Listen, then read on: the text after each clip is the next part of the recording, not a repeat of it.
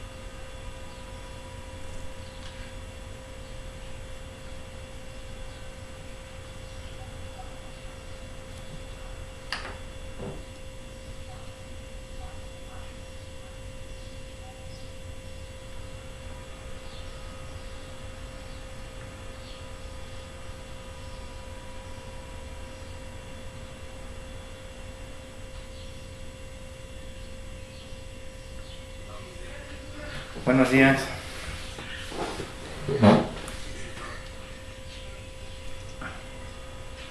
Bueno, ¿les parece si comenzamos y que se vayan sumando los compañeros? Em, Vamos a hacer una remembranza de lo que estuvimos analizando durante nuestra última sesión. Ya nos empezamos a enfocar a lo que es el amparo contra las órdenes de aprehensión como acto emitido por el juez de control fuera de juicio, y mencionábamos que debíamos de tomar en consideración, entre otros aspectos, al momento de elaborar la demanda, tener bien definido quiénes son las autoridades responsables. En este caso, la autoridad ordenadora, por supuesto, va a ser el juez de control adscrito a la unidad de gestión judicial número tal, con sede en tal reclusorio. Si obviamente es del sistema tradicional, pues tendríamos que hacer mención al juez sexagésimo, por ejemplo, en materia penal, con sede en el reclusorio femenil Santa Marta, ¿no? Por citar algunos ejemplos. Obviamente la autoridad ejecutora va a ser el jefe general de la Policía de Investigación de la Fiscalía General de Justicia de la Ciudad de México, y por supuesto los policías de investigación que en su momento vayan a ejecutar la orden de aprehensión, para no andar haciendo esos experimentos extraños que todavía se suelen hacer en la práctica, de nombrar una infinidad de autoridades responsables que ni siquiera tienen facultades para emitir una orden de aprehensión, como lo pudiera hacer el Ministerio Público. En este caso, el Ministerio Público es quien le hace la solicitud al juez de control, como bien lo saben, en una audiencia privada que está normada por el artículo 143 del Código Nacional de Procedimientos Penales, y quien tiene que aportar datos de prueba suficientes para sustentar la existencia del hecho aparentemente constitutivo de delito y la probable intervención del sujeto activo a título de autor o de partícipe. Luego, entonces, si no están satisfechos esos requisitos y aún así el juez obsequia la orden de aprehensión, entonces por ahí vamos a comenzar a vertir nuestros conceptos de violación. en el sentido de que la orden no se encuentra debidamente fundada y motivada, dado que el Ministerio Público no aportó esos datos idóneos y pertinentes. Por ahí, si pudieran apagar su micrófono, por favor, porque hay interferencia. Decíamos entonces,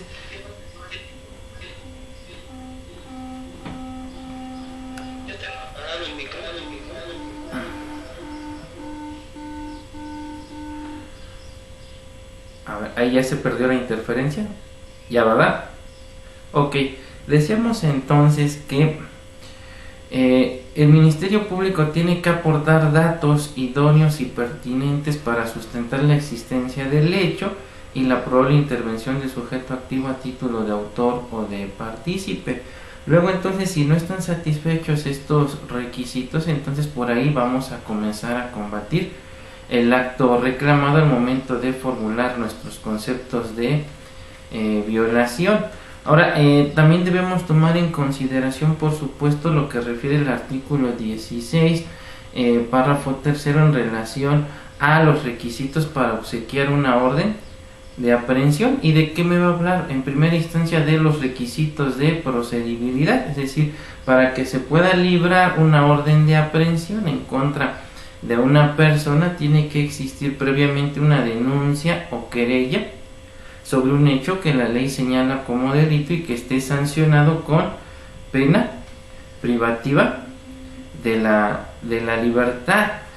Ahora, el hecho de que el delito esté sancionado con pena privativa de la libertad no es suficiente para que el juez obsequie una orden de aprehensión. Ya mencionábamos que los derechos humanos no solamente están reconocidos en la Constitución y en los tratados internacionales. A veces caemos en ese error porque la doctrina siempre hace referencia a derechos constitucionales y queremos encontrar la respuesta precisamente en la Constitución. También hay derechos humanos en las normas secundarias, en este caso el Código Nacional de Procedimientos Penales, como la norma que regula el procedimiento penal y por supuesto el proceso, contiene una serie de derechos que tienen que observar en este caso las autoridades responsables al momento de emitir un acto de molestia. Y en ese sentido entonces el artículo 221 del Código Nacional de Procedimientos Penales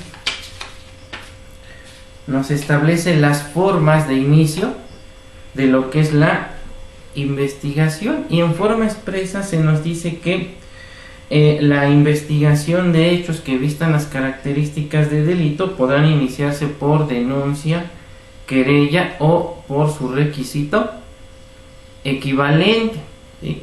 Porque el artículo 16 en ningún momento me hace referencia a los requisitos equivalentes, y entonces la mayoría de los abogados que se dicen postulantes en materia penal tienen esa falsa apreciación de que los únicos requisitos de procedibilidad que existen en materia penal es la denuncia y la querella, pero tenemos también a los requisitos equivalentes. Esos requisitos equivalentes, ya habíamos comentado, son requisitos de carácter excepcional que previamente tienen que estar agotados antes de que se ejercite la acción penal. Y entonces, por ejemplo, en delitos donde intervienen funcionarios públicos que la doctrina considera de alto rango, se requiere agotar un requisito equivalente, como lo es la declaratoria de procedencia, que es la petición que se hace en este caso ante la Cámara de Diputados a efecto de que se le retire el cargo al funcionario en virtud de que existe en su contra una imputación por la probable comisión de un hecho que es constitutivo de delito. Y la declaratoria únicamente va en el sentido de que se le retire del cargo a efecto de que el Ministerio Público, en su caso el órgano jurisdiccional, puedan ejercer sus atribuciones conforme lo establece la ley. Asimismo hablábamos de la declaratoria de perjuicio, tratándose de delitos en materia fiscal, donde tiene que haber una manifestación por parte de un ente público, en este caso la Secretaría de Hacienda y Crédito Público a través del Servicio de Administración Tributaria, donde haga una manifestación en el sentido de que se ha causado un perjuicio al erario público. Obviamente, si no existe este requisito equivalente, no se puede ejercitar la acción penal y mucho menos se puede solicitar una orden de aprehensión en contra del justiciable. Tenemos también a la excitativa relativa a los delitos de carácter diplomático, y consiste en la petición que hace un Estado soberano a otro de que se inicie el proceso penal en contra de una persona que ha injuriado al Estado que considera que ha resultado afectado.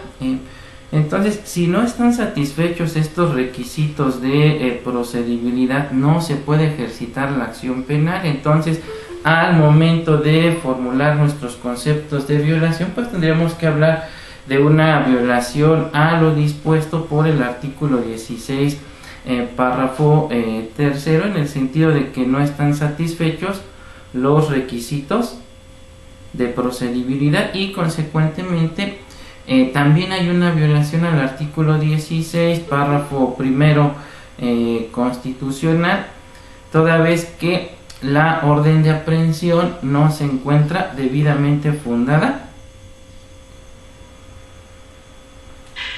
y motivada. Buenos días, Cintia.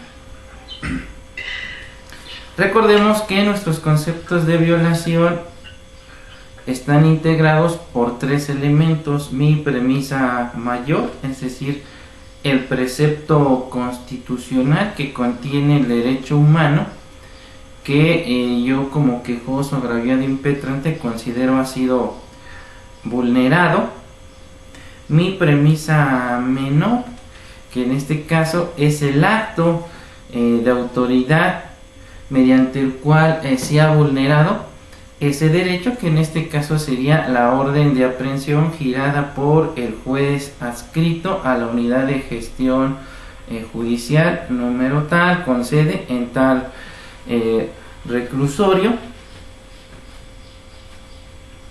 Y mi conclusión, es decir, las consideraciones de hecho y derecho del por qué considero que el acto de autoridad vulnera mis derechos humanos. Entonces, en ese sentido, un ejemplo de lo que pudiera ser un concepto de violación sería el siguiente: la orden de aprehensión girada en contra del quejoso de nombre Pedro Pérez de Hilario por parte del juez de control adscrito a la unidad de gestión judicial número 1, con sede en tal lugar, violenta en perjuicio del justiciable lo dispuesto por el artículo 16, párrafo tercero de la Constitución Federal, toda vez que no se encuentran satisfechos los requisitos de procedibilidad previstos por dicho dispositivo,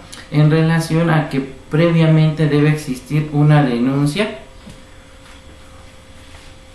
querella o su requisito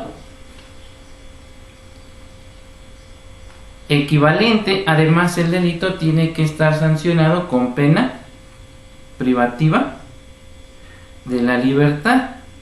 Aunado a lo anterior, tiene que haber necesidad de esa cautela, lo que implica entonces que el juez de control, al momento de resolver sobre la solicitud que realizó la fiscalía en fecha tal, tenía la obligación de que se encontraran satisfechos todos y cada uno de los requisitos mencionados con antelación. Sin embargo, no obstante de que no está acreditado dentro de la carpeta de investigación número tal, que se encuentre satisfecho el requisito de procedibilidad relativo a la querella por parte de la ofendida de nombre fulanita de tal, ejercita acción penal el Ministerio Público y solicita la orden de aprehensión, situación que pasa desapercibida por el juez de control al momento de resolver sobre la solicitud en cuestión.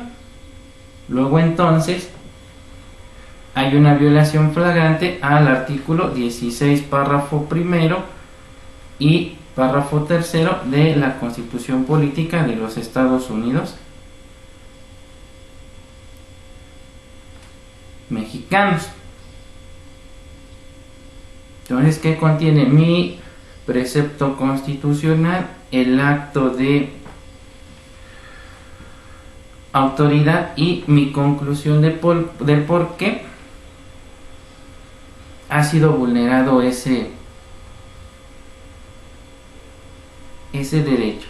Ahora es importantísimo que conozcamos el procedimiento penal. Si yo quiero hacer referencia a que se vulneró un derecho humano plasmado en el 16 párrafo segundo, 16 párrafo tercero, pues tengo que conocer en primera instancia qué es una denuncia, qué es una querella, qué es un requisito equivalente, qué entendemos por que un delito esté sancionado con pena privativa de la libertad,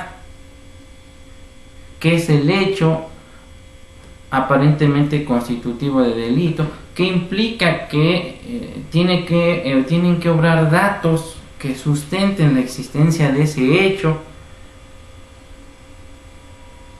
y la autoría o participación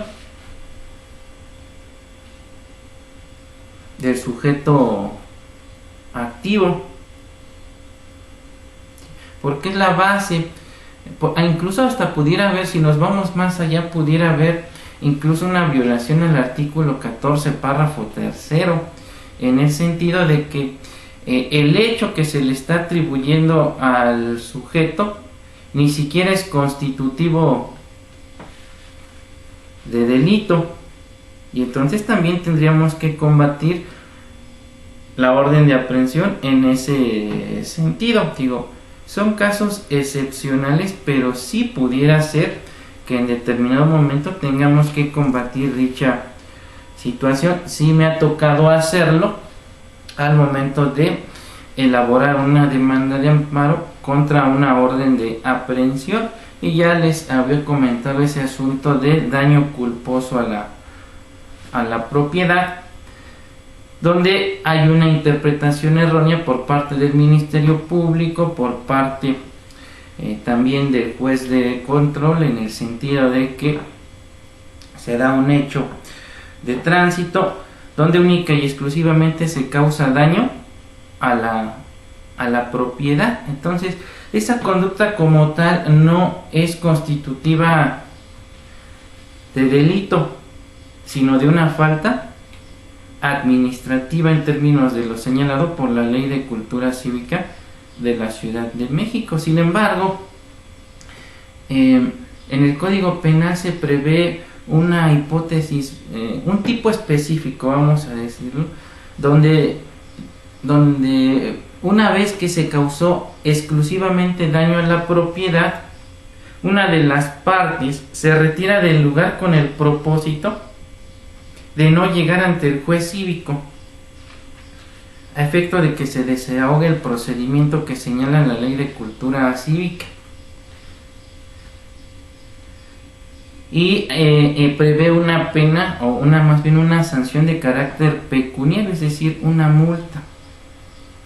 Sin embargo, a veces los ministerios públicos y los jueces caen en el error de que si se retiran del lugar se configura una agravante que se llama la fuga, es decir, cuando se retiran del lugar sin auxiliar a la víctima o ofendido. ¿Sí? Pero estamos hablando de otra hipótesis. Eso ni siquiera es un tipo penal, es una circunstancia agravante de la pena. Pero para que exista esa circunstancia agravante, previamente debe haber un delito. Y en el caso concreto que estamos mencionando, no hubo un delito, sino la comisión de una infracción. ¿Cuándo surge el delito? A partir del momento que me retiro del lugar de los hechos para evitar llegar al juzgado cívico. Estamos hablando de un tipo muy específico que en la práctica se confunde mucho con la figura de la fuga. Entonces, en ese sentido, el Ministerio Público ejercita la acción penal por daño culposo agravado en su modalidad fuga y el juez de control obsequia la orden de aprehensión. En esos casos en específico, sí combatí también en mis conceptos de violación. En este caso, valga la redundancia, una violación al artículo 14, párrafo 3 de la Constitución Federal en relación al principio de legalidad penal. ¿Por qué? Porque estaban recurriendo a la analogía, ¿sí? Y la analogía en materia penal está prohibida. Aunque la conducta se parece, no es la misma. Entonces, lo que estaba haciendo el Ministerio Público en su momento, en la etapa de investigación, y lo que hizo el juez al momento de obsequiar la orden de aprehensión, es extender el ámbito de prohibición de la norma penal por simple analogía, al contemplar conductas que no son constitutivas de delito, y consecuentemente estaba dando nacimiento a una norma de carácter privativo. Sí, y en materia penal, bueno, y en todas las materias, como bien lo sabemos, por disposición constitucional, están prohibidas las normas privativas. ¿Qué es una norma privativa? Aquella que va dirigida a un determinado grupo de personas o a una persona determinada. O sea, no cumple con los requisitos de lo que es una norma de carácter general. Consecuentemente, hay una violación al principio de exacta aplicación de la norma penal y se está invadiendo la esfera de competencia del poder legislativo. Consecuentemente, también hay una violación al principio de reserva de ley, dado que solo el poder legislativo, en este caso el Congreso de la Ciudad de México, es quien puede determinarme qué es un delito y cuáles son sus penas. Entonces, va a depender del acto que estemos impugnando a través del amparo para determinar cuáles son los dispositivos constitucionales que la autoridad responsable está vulnerando al momento de emitir el acto reclamado, y a partir de ahí entonces voy a formular mi premisa mayor, mi premisa menor y mi conclusión. ¿Sí? ¿Hasta aquí alguna pregunta? ¿No? Ahora, ¿qué otra cosa debíamos tomar en consideración? Tratándose de órdenes de aprehensión, mencionábamos lo relativo a la suspensión del acto reclamado, es decir, si el delito que se le atribuye al justiciable amerita o no prisión preventiva oficiosa. En ese sentido, tenemos que remitirnos a lo que dispone el artículo 166 de la Ley de Amparo. Y entonces la fracción primera me refiere que si el delito amerita prisión preventiva oficiosa, la suspensión del acto reclamado será para el único efecto de que el quejoso, en cuanto a su libertad, quede a disposición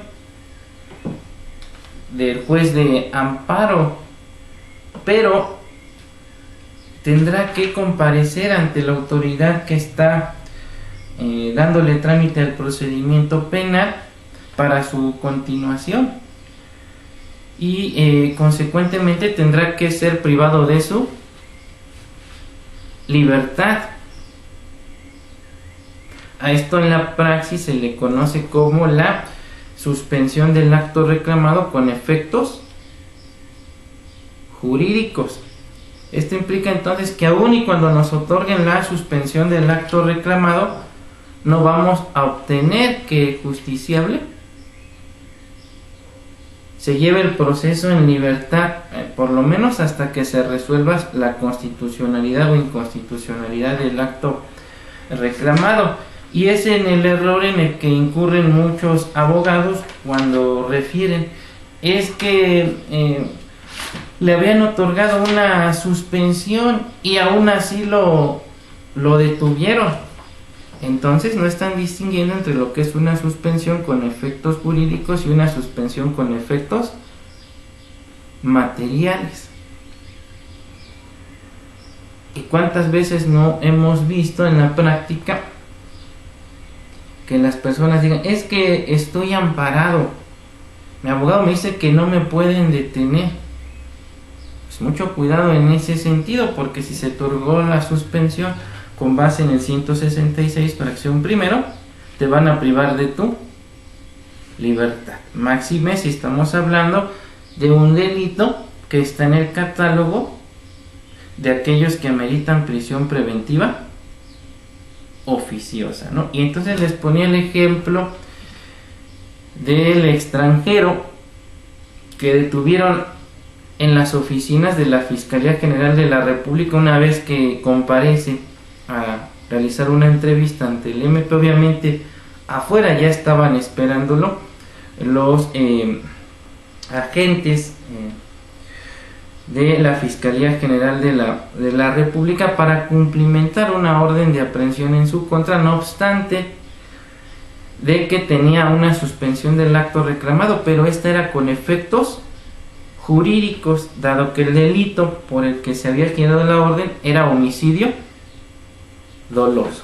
Entonces, los que ya conocemos estas reglas, sabíamos de antemano que él no podía andar deambulando en la vía pública como si nada, dado que si se ejecutaba la orden, obviamente lo internaría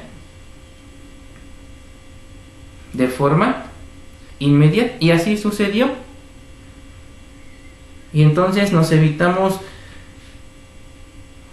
esa penosa experiencia de salir ante los medios a decir, es que tenía una orden de suspensión y aún así lo internaron, ¿no? Entonces en esos casos ya sabemos nosotros, no podemos caer en ese error, ya sabemos de antemano que si la suspensión se otorgó con efectos jurídicos, lo recomendable es decirle al cliente, no te expongas, mantente bajo resguardo y vamos a ver cómo se resuelve el juicio de amparo. Si nos otorgan el amparo y protección y se ordena reponer el procedimiento y se subsanan las violaciones, pues entonces ya pudiéramos replantear, ¿verdad?, la asesoría que le estamos dando a nuestro defenso. Pero por el momento lo recomendable es que se mantenga bajo resguardo. Ahora, si el delito es de aquellos que no ameritan prisión preventiva oficiosa, es decir, no está dentro del catálogo previsto en el artículo 19 constitucional y 167 del Código Nacional de Procedimientos Penales, entonces ahora sí, lo que vamos a solicitar es una suspensión con efectos materiales. ¿Y qué es lo que me va a garantizar este tipo de suspensión? Refiere el artículo 166, fracción segunda de la Ley de Amparo, lo siguiente, dice: si se trata de delitos que no impliquen prisión preventiva oficiosa, la suspensión producirá el efecto de que el quejoso no sea detenido bajo las medidas de aseguramiento que el órgano jurisdiccional de amparo estime necesarias a fin de que no evada la acción de la justicia y se presente al proceso penal para los efectos de su continuación y pueda ser devuelto a la autoridad responsable en caso de que no obtenga la protección de la justicia federal. ¿Sí? Entonces, aquí sí podemos hacer referencia entonces al cliente en el sentido de que puede andar tranquilamente deambulando, dado que se nos otorgó una suspensión con efectos materiales, y en caso de que se ejecute la orden, el juez de control tendrá que acatar lo que en su momento haya señalado el juez de control al momento de dictar el auto de suspensión, y entonces tendría que dictar una medida cautelar diversa a la prisión preventiva oficiosa, y en caso de dictar otro tipo de medida no la puede ejecutar, obviamente mientras esté gozando de la medida cautelar, para lo cual también debemos estar atentos a que se nos conceda en forma definitiva al momento de llevarse a cabo la audiencia incidental, porque también no debemos confundir la suspensión con efectos provisionales y la suspensión definitiva. A lo mejor le van a pedir una garantía, que es lo más seguro, y entonces tenemos que buscar la forma de cumplir con la misma, porque en caso contrario la medida cautelar pudiera quedar sin efectos.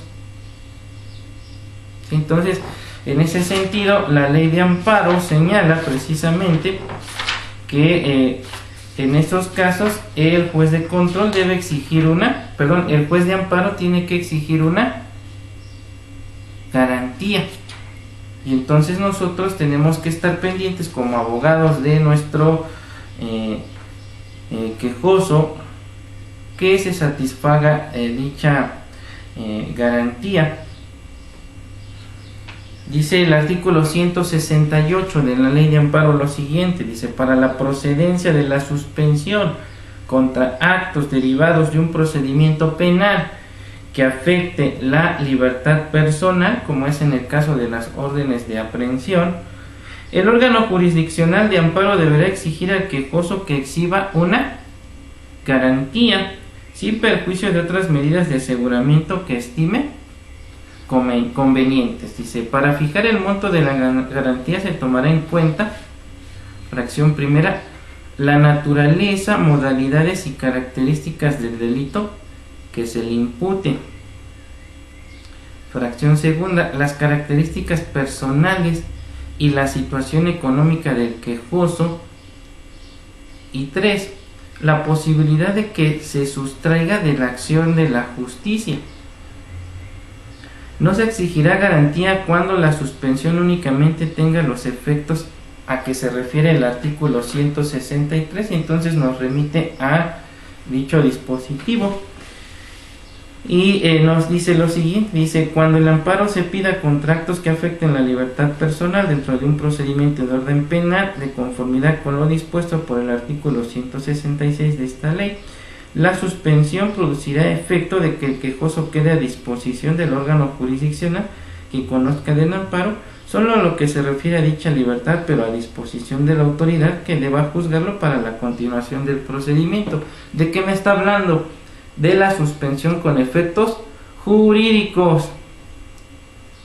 O sea, en esos casos sería ilógico que me pidieran una garantía cuando voy a ser privado de la libertad. Entonces ahí ya tienen otra señal. O sea, es irrisorio. O sea, yo no puedo creer cómo abogados que se dicen penalistas caigan en ese error de que si les conceden una suspensión con efectos materiales y donde no se pidió una garantía, económica, precisamente para garantizar la comparecencia del imputado al proceso, estén en la falsa apreciación de la realidad de que no va a poder ser detenido su defenso. Entonces, en la ley de amparo es bastante clara en ese sentido. Entonces, esta es la primera regla que debemos tener siempre presente, y no prometer cosas que jurídicamente son imposibles, ¿no? O sea, siempre escuchamos en la práctica, es que lo voy a amparar para que no lo detenga, ¿no? Sí, pero primero analiza qué tipo de delito le están atribuyendo, si amerita o no prisión preventiva oficiosa, y en su caso, si lo que te van a conceder es una suspensión con efectos jurídicos o con efectos materiales. ¿Sí? Y a partir de eso, entonces ya podemos empezar pues a prometer ciertas cosas, ¿no? Sí, Leo. Doctor, una pregunta. Entonces, independientemente de que se trate de otra medida, siempre va a tener que, para poder contemplar lo que es la suspensión, se tendrá que considerar la parte económica que la va a fijar el juez de distrito para estos efectos.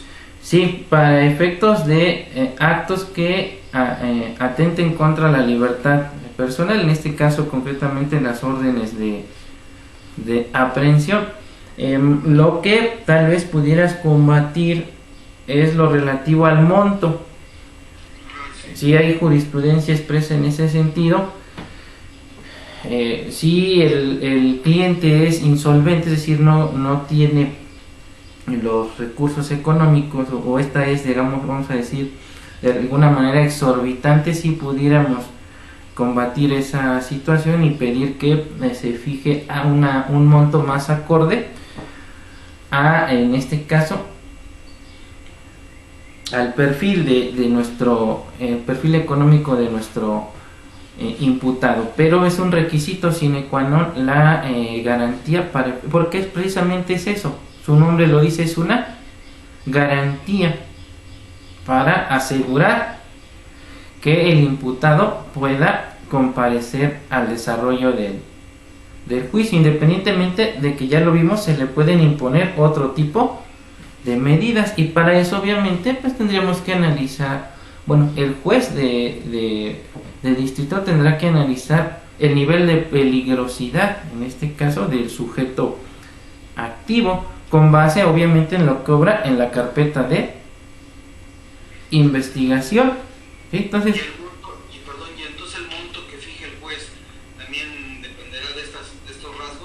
sí, porque en base a ello va a determinar si se pretende o no evadir de la acción de la justicia, obviamente observando las reglas que ya mencionamos del 168, 169 y 170 del Código Nacional de Procedimientos Penales, es decir, qué tanto temor hay o no fundado de que se sustraiga de la acción de la justicia, de que le cause un daño o perjuicio a la víctima ofendido o a la comunidad en general, o que destruya, oculta los objetos o instrumentos del delito. Alguien por ahí criticaba los videos que he estado compartiendo y que hablo mucho de proceso o de procedimiento penal y no de específicamente la naturaleza del amparo. Bueno, en primera instancia pues es una persona que se ve que no sigue todos mis videos y que nada más vio uno, porque nosotros en cuestión de la naturaleza del amparo, cuáles son sus fines, pues obviamente es lo primero que analizamos, y ahorita estamos viendo ciertos actos en particular. Pero si no conocemos estas reglas del procedimiento, pues es obvio que no puedo formular un concepto de violación de forma adecuada, y yo no puedo estarles hablando reiteradamente de que cuál es el amparo, cuáles son sus objetos, porque eso ya lo hemos visto en infinidad de ocasiones. Ahorita estamos viendo cómo combatir ciertos actos en particular al momento de formular ya Ahorita no es ni necesario que les está hablando que es un concepto de violación. Todo eso de alguna manera ya lo analizamos con antelación. Pero entonces, si quiero formular unos conceptos de violación en forma adecuada, pues tengo que conocer todas estas reglas, ¿no? Otra vez volvimos a hacer alusión al 168, 69 y 170 del Código Nacional de Procedimientos Penales. ¿Hasta aquí alguna pregunta? ¿No? Entonces, sí, buenos días. En relación al monto de la garantía, ¿se fija una cantidad líquida, es decir, una suma en base a todo lo que valore la autoridad, o es en base a las unidades? Gracias. Obviamente, acuérdense que ya es en base a las unidades de cuenta, pero también debe tomar en consideración el monto del daño a reparar, ¿sí? Y lo que le llaman lo relativo a las garantías procesales, es decir, para garantizar que el justiciable comparezca ante el órgano jurisdiccional, ¿sí? Pero una parte primordial para determinar esa garantía es lo relativo a la reparación del daño, porque también uno de los objetos, acuérdense, de este sistema es precisamente garantizar que la reparación del daño a la víctima u ofendido. Entonces son algunos de los aspectos que debe tomar en consideración el órgano jurisdiccional, como lo mencionamos también lo relativo a si pudiera existir peligro o no de que se evada de la acción de la justicia. Y así expresamente se refiere el dispositivo legal que comenté, el 168, dice: para fijar el monto de la garantía se tomará en cuenta, fracción primera, la naturaleza, modalidades y características del delito que se le impute. Fracción segunda, las características personales y situación económica del quejoso, ¿sí? Y fracción tercera, la posibilidad de que se sustraiga de la acción de la justicia. Y luego ya viene la excepción, dice: no se exigirá garantía cuando la suspensión únicamente tenga los efectos del 163, es decir, cuando se otorgue con efectos jurídicos. A contrario sensu, ¿no? Si me la están otorgando con efectos materiales, debo presentar o debo exhibir más bien una garantía para que pueda gozar de mi suspensión provisional. Por eso les decía, debemos estar pendientes a cuando se nos otorgue dicha medida cautelar y decirle al cliente: ahora sí, a ver, vamos a una aseguradora, vamos a acercarnos, vamos a ver cuáles son los requisitos y si los tienes para satisfacer en este caso la garantía que está solicitando el órgano jurisdiccional, y puedas estar tranquilo gozando de tu suspensión del acto reclamado. Bien, bueno, eso es en cuanto a las órdenes de aprehensión en términos generales, los aspectos que debemos tomar en consideración.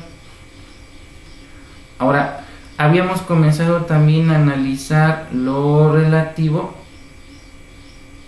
a las órdenes de cateo, ¿sí? Estas, recordemos, de conformidad con lo dispuesto por el artículo 16, el cateo es un acto de molestia que va a consistir en la orden que expide la autoridad judicial, obviamente a solicitud del Ministerio Público, y en dicha orden se deberá expresar el lugar que se debe inspeccionar, la persona o personas que han de aprehenderse, los objetos que se buscan, y se debe limitar única y exclusivamente a lo señalado en dicha orden, levantándose al finalizar dicha diligencia un acta circunstanciada en presencia de dos testigos propuestos por el ocupante del lugar cateado o ante su ausencia o negativa por la autoridad que practique la diligencia, y para ello forzosamente tenemos que conocer lo que refiere el Código Nacional de Procedimientos Penales, ¿sí? Porque no me puedo basar únicamente en lo que refiere la Constitución. La Constitución es una norma general, sin embargo, de algunos preceptos surgen leyes reglamentarias, ¿verdad? De dichos preceptos. Entonces, ¿dónde están las normas del procedimiento y por lo tanto las reglas que deben observarse en una orden de cateo? Por supuesto, en el Código Nacional de Procedimientos Penales. Y entonces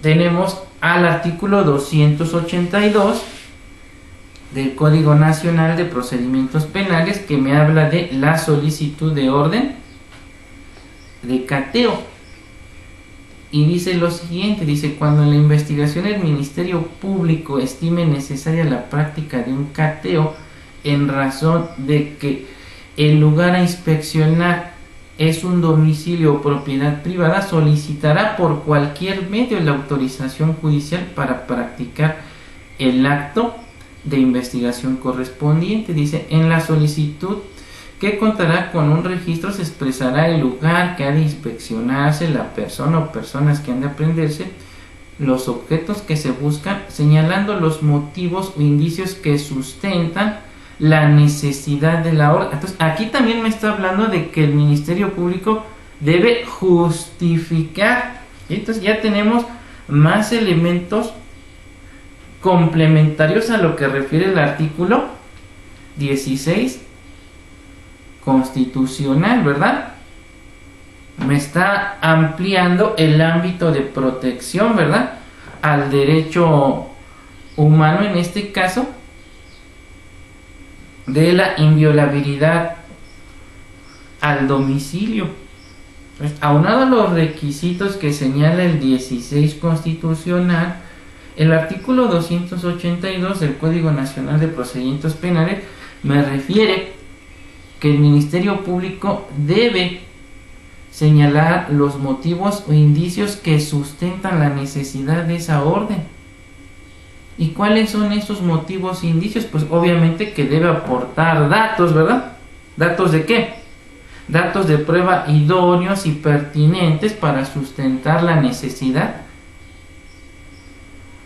de la orden. Dice, así como los servidores públicos que podrán practicar o intervenir en dicho acto de investigación. Dice, si el lugar a inspeccionar es de acceso público y forma parte del domicilio particular, este último no será sujeto de cateo, a menos que así se haya ordenado. Entonces nos vuelvo a rebustecer este dispositivo, lo que mencionaba con antelación.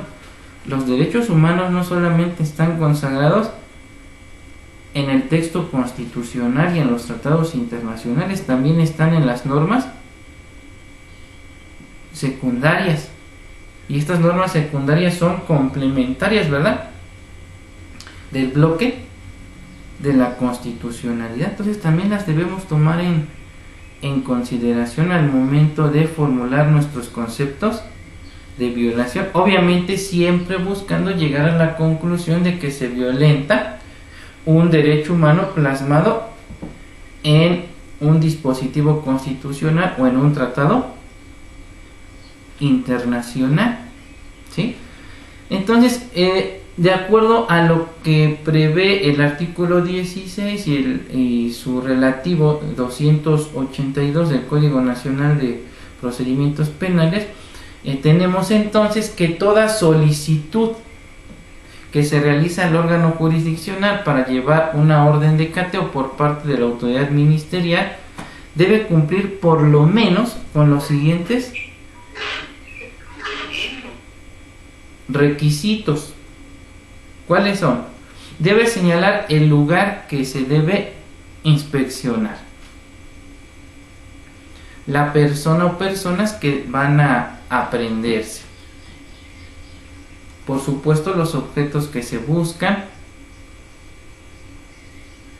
los motivos o indicios que sustentan la necesidad de la orden, es decir, los datos de prueba idóneos y pertinentes para justificar la necesidad de la orden de cateo, y se debe mencionar a los servidores públicos que van a practicar o intervenir en dicho acto de investigación.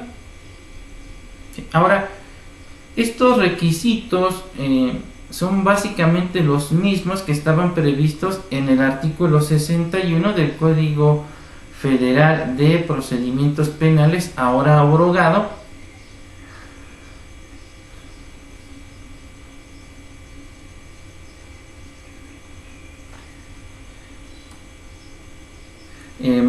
Con algunas variaciones, dado que ahorita vamos a ver más adelante, anteriormente, y creo ya lo habíamos comentado en la sesión anterior, no se hacía referencia en cuanto a la temporalidad en que debía practicarse dicha orden, y también se modificó el tiempo que tiene ahora el juez de control para resolver sobre dicha solicitud, pero en términos generales se establecían los mismos requisitos. Ahora, desde luego, el juez de control que obsequie una orden de cateo sin que se cumplan todos y cada uno de los requisitos antes mencionados, dará origen a que dicha orden pueda ser impugnada a través del juicio de amparo. Esto en términos de lo dispuesto por el artículo 107, fracción cuarta de la ley de amparo, precisamente al tratarse de un acto de un tribunal, en este caso de carácter judicial, fuera de juicio, y desde luego sin que exista la necesidad de agotar el principio de definitividad. Esto en virtud de que el artículo 284 y 467, fracción cuarta del Código Nacional de Procedimientos Penales, únicamente contemplan la procedencia del recurso de apelación tratándose de la negativa del cateo, por lo que es el Ministerio Público quien en su caso estaría obligado a agotar el principio de definitividad antes de acudir al juicio de amparo indirecto, y por ende no se puede hacer extensiva dicha obligación en contra del imputado, ¿sí? Entonces, si en su momento al hacer la solicitud del Ministerio Público el juez de control considera que no están satisfechos todos y cada uno de los requisitos que mencionamos con antelación, negará la solicitud de la orden de cateo, y el Ministerio Público tiene diferentes vertientes. La primera es que apele dicha determinación, obviamente ante el Tribunal de Alzada. Va a interponer el recurso de apelación, pues así lo establece el artículo 284 del Código Nacional de Procedimientos Penales y el artículo 467, fracción cuarta de dicho ordenamiento. Vamos a darle lectura a dicho dispositivo para que quede más claro esta situación.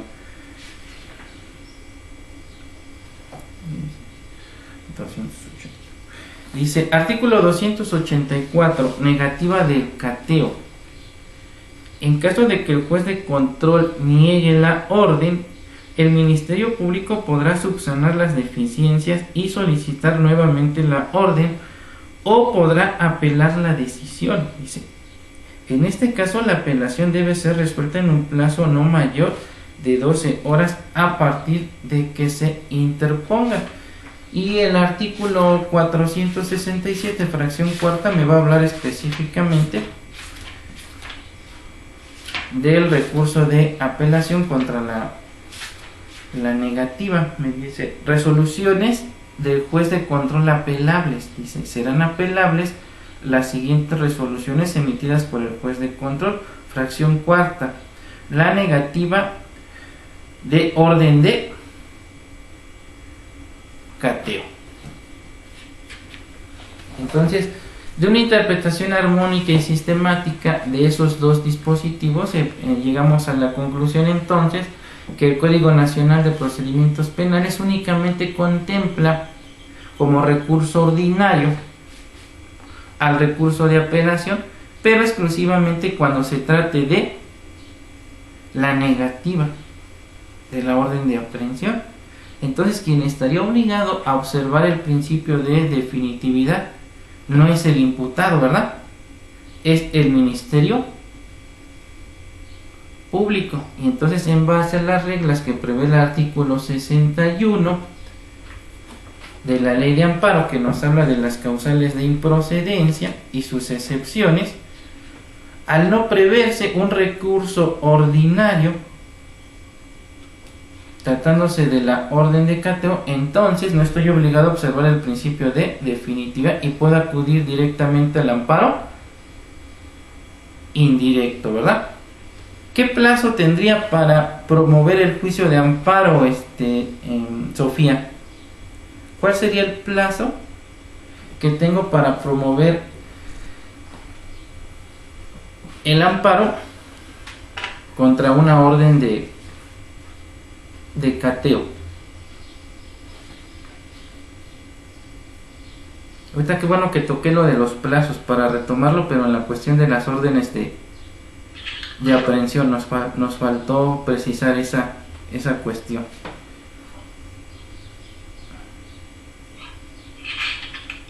¿Esto sería igual? ¿Quién sería?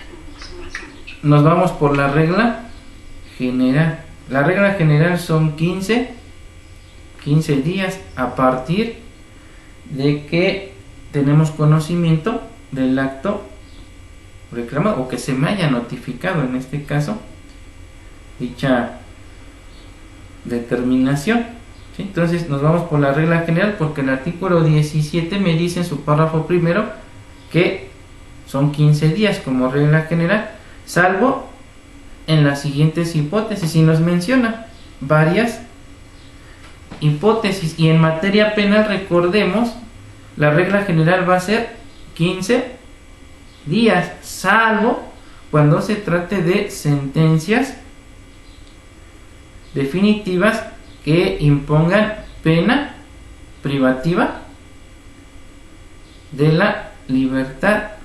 ¿Qué tiempo vamos a tener en esos casos, Verdín? Cuando se trate de pena privativa de la libertad.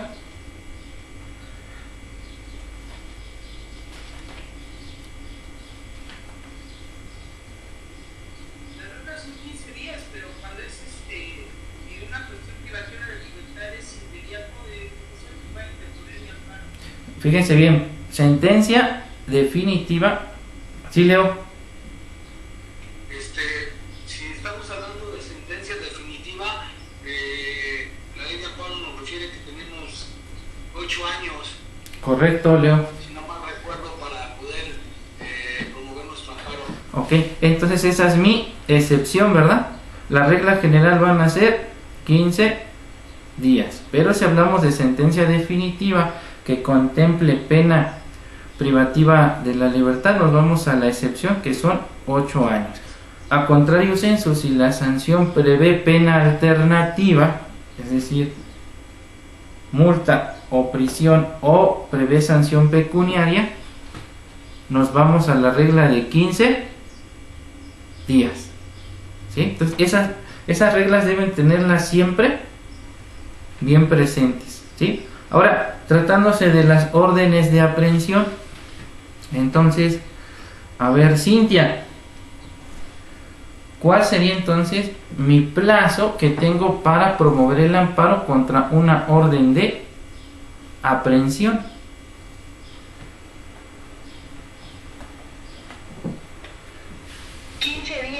Ok, estamos hablando de la regla general, ¿sí?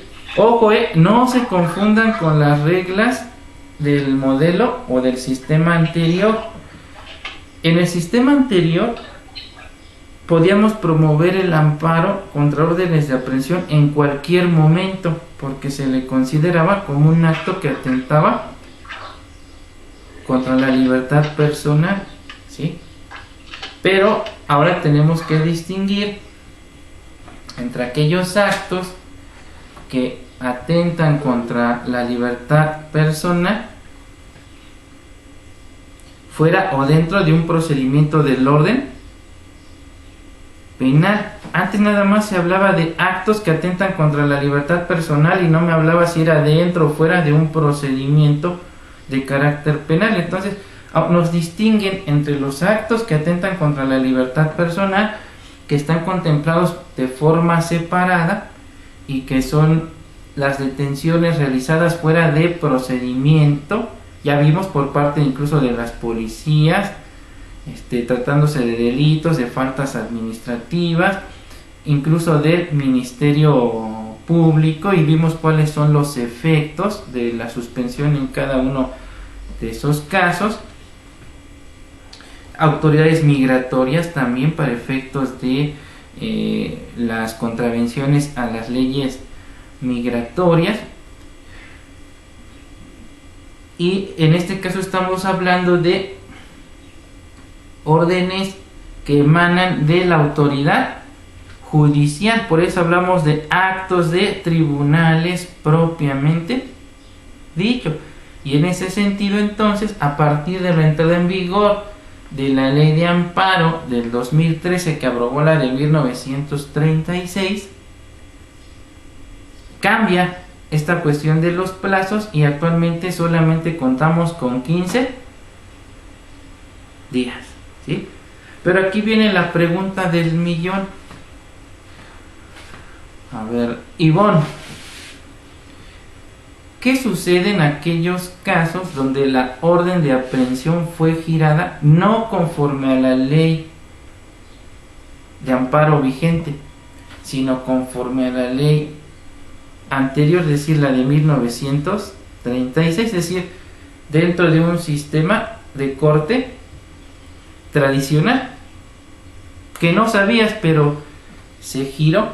Vamos a decir, por ejemplo, en la Ciudad de México, acuérdense, estas reformas fueron a partir de junio de 2016, pero la orden se emitió antes de que se emitiera esta cuestión de la miscelánea fiscal.